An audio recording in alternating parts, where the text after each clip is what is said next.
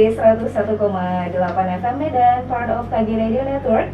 Dan kita masih bersama dengan Ibu Camelia Nasution. Beliau ini merupakan perwakilan dari PKPA, Pusat Kajian Perlindungan Anak. Kemudian juga masih bersama dengan Zulfa Arvina. Dia ini adalah siswi MAN 3 Patumbak. Kemudian juga ada Naila Zafira.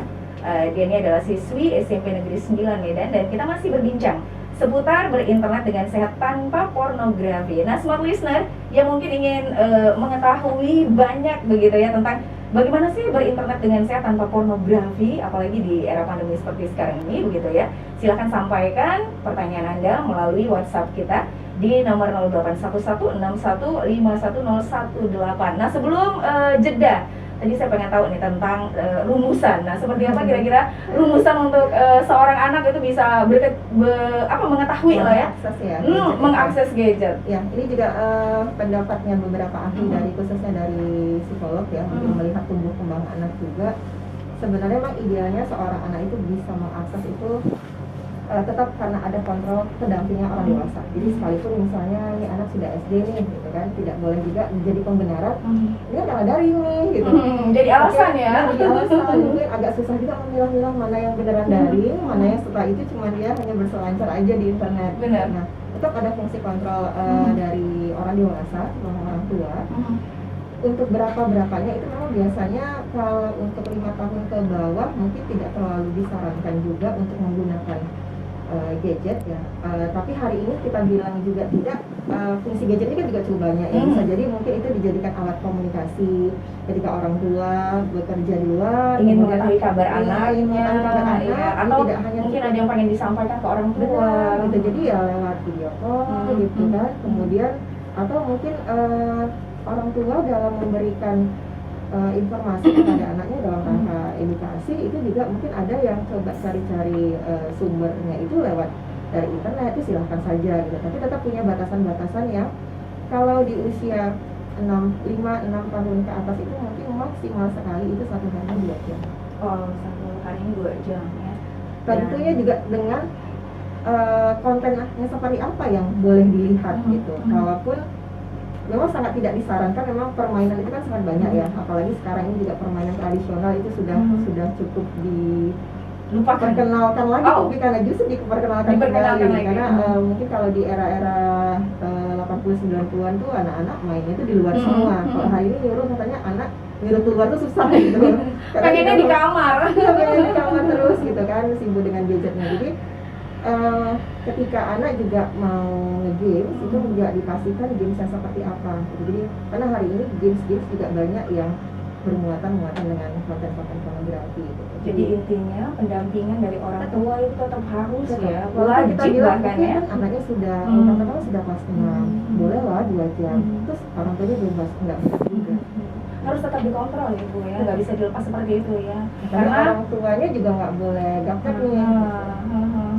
Dan seperti yang kita tahu, kalau yang namanya media sosial tuh kadang-kadang suka ada iklan yang kadang-kadang muncul iklan yang nggak diharapkan ya. Memancing untuk ini klik.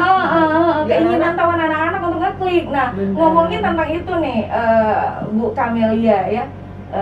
Kembali ke adik-adik kita bahwa ketika mengakses internet nih, nah pernah nggak menemukan konten pornografi? Naila apa Zulfa dulu? Naila, oke silakan.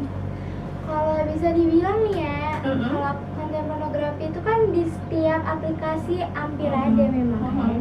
Nah, tapi terkadang nih di suatu aplikasi gitu ada muncul lah iklan treneng.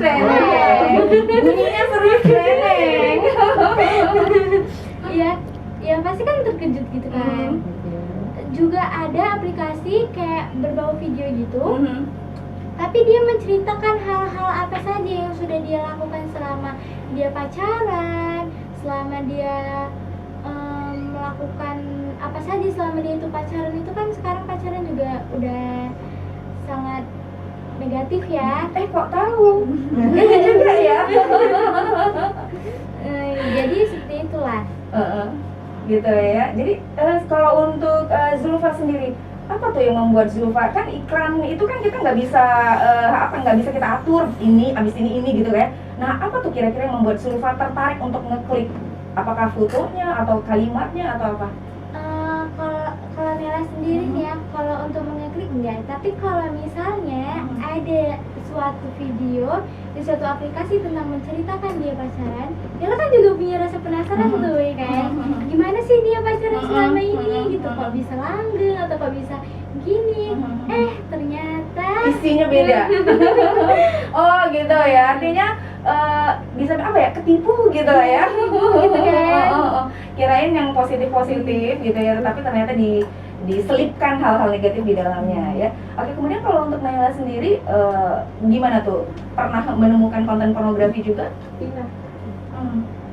Ya kalau misalkan dari Vina itu kembali ke pengalaman Vina sendiri Kak. Kayak misalkan tuh Vina ada orang gitu mengirimkan video atau foto tentang yang video porno yang 18 ke atas. Kemudian dia padahal Vina itu tidak mengenal orang itu. Dia kayak berbentuk link gitu kan Kak. Dia dikirimnya, terus Vina pikir itu link apa gitu kan. Vina kan nggak tahu. Penasaran. Dia penasaran.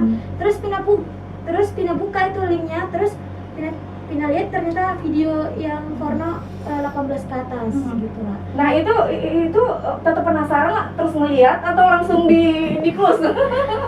Kalau dari Vina pribadi, Vina langsung kaget gitu kan Kak. Langsung itu apa gitu kan. Kayak jadi kayak takut gitu ngeliatnya ya. Vina langsung kayak Vina tutup kan, terus kayak orang yang tadi yang ngirim kan itu Vina nggak kenal. Ya jadi Vina blok gitu ke orangnya gitu. Nah itu dia ya Ibu Camelia ya, kadang-kadang kita juga nggak bisa sortir tuh yang namanya pertemanan kalau kita nggak tahu juga tentang aplikasi itu, gimana cara harus supaya pertemanan kita dengan orang-orang yang kita kenal aja gitu kan ya. Kan nggak semua orang juga bisa tahu tentang seluk-beluk aplikasi itu ya. Misalnya kita bisa membatasi pertemanan hanya yang kita kenal, atau siapa aja di seluruh dunia ini bisa masuk kan gitu. Itu gimana tuh Bu Camelia?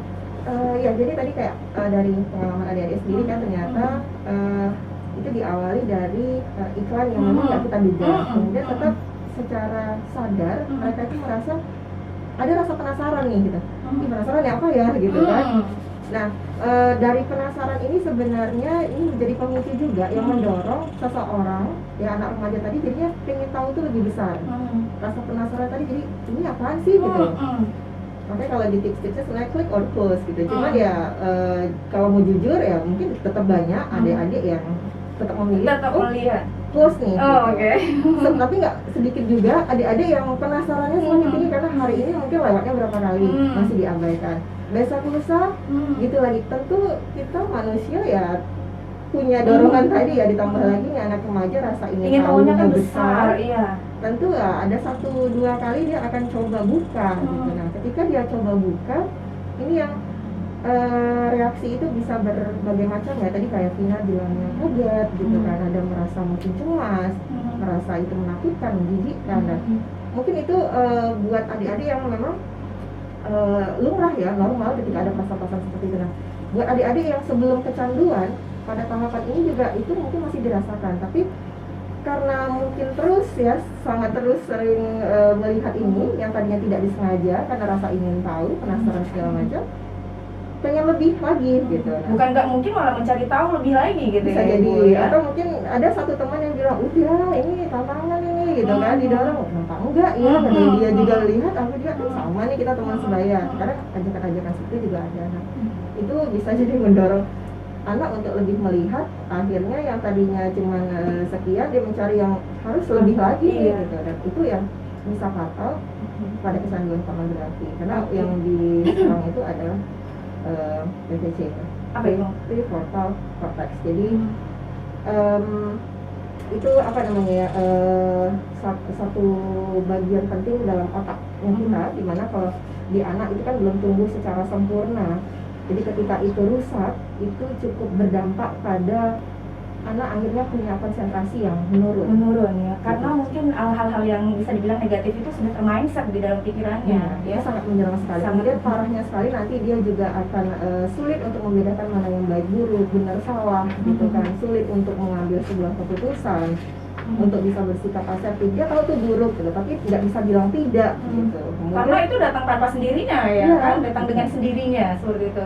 Oke, dan artinya yang paling penting itu adalah setelah dia mengklik hal yang tadinya cuman karena penasaran gitu ya, akhirnya ke depannya berakibat fatal buat si anak sendiri ya. Nah ini sebagai orang tua, Ibu Kamelia pasti tentunya juga adalah saat ini sebagai orang tua gitu ya. Kita pengen tahu nih dari Ibu Kamelianya sendiri, selain sebagai orang tua juga selaku perwakilan dari Pusat Kajian Perlindungan Anak, seperti apa nih kira-kira memprotek anak kita supaya yang tadinya udah melihat langsung gara-gara penasaran untuk kedepannya nih bisa apa ya, lebih baik lagi lah gitu kan ya, nggak kecanduan, nggak keterusan gitu untuk melihat hal-hal yang pornografi seperti ini. Tapi kita lagi-lagi harus jeda dulu.